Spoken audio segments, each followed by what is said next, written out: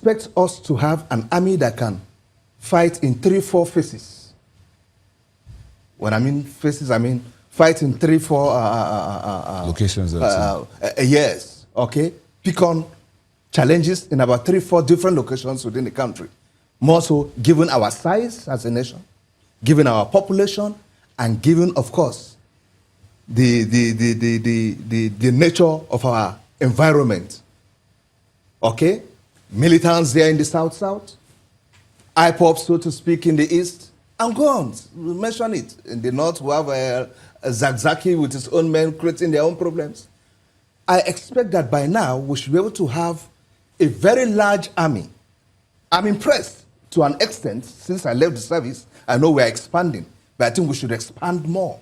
What do you think about the notion that the army itself may not have the capacity to even fight Boko Haram? Before that question, do you agree that Boko Haram is defeated? Because the Minister for Information came out to say that what they are looking for is publicity. Publicity is their oxygen. Do you believe the minister when he says that we have indeed defeated Boko Haram, but their oxygen is publicity, and so they will keep bouncing back? To start with, the military or the army has what it takes to match Boko Haram. We should instead be asking whether Boko Haram can match the military. We've got the capacity. We've got the equipment, we've got the men. Are you sure you have the equipment? But this is the same government that wants to spend $1 billion to try to equip the army and other security apparatus to try to fight insurgency in the northeast and other security challenges we have. Thank you.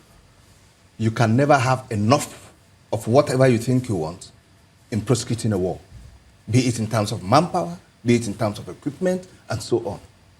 Not even financial resources. You continue pumping in money to see that you acquire more of this. You can never have enough.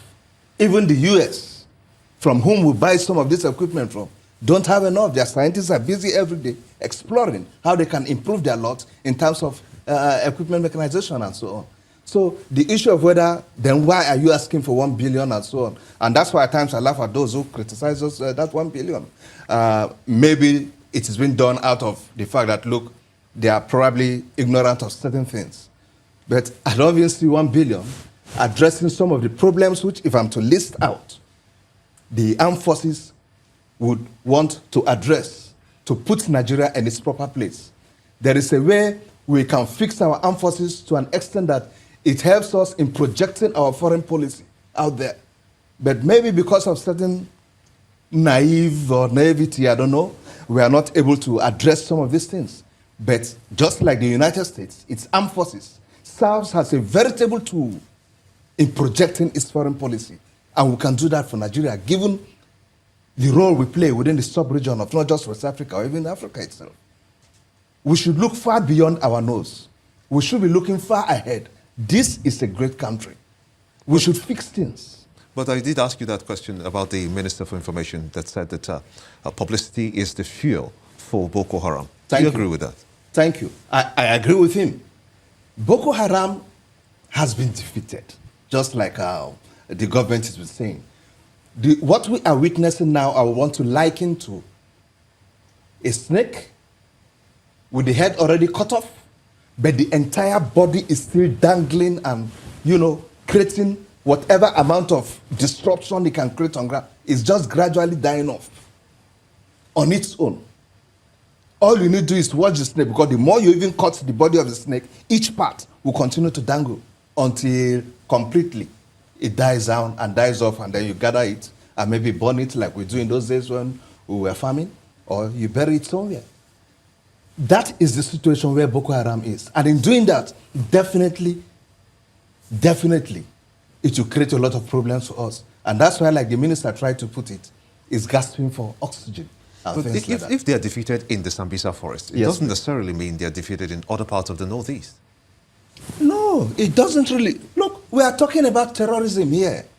My brother, we are talking about terrorism here. And to a greater extent, look, terrorism is not warfare. We all know that. Terrorism is, what do I call it now? Well, let me just say, an aspect of asymmetric conflict, okay, embedded in communities, so to speak. And it is intelligence-driven, like we have all said here. It calls for patience. We must be frank with that. Otherwise, the Americans would have gotten out of Afghanistan long. They were there while some of us were still in the universities. It is expensive in resources, be it human and material resources. The battle space is not, marked or known. The individuals at times are faceless. You could go on and on and on. It calls for great citizen participation. And that's why I did talk about failure in citizen participation as far as this girls' issue is concerned.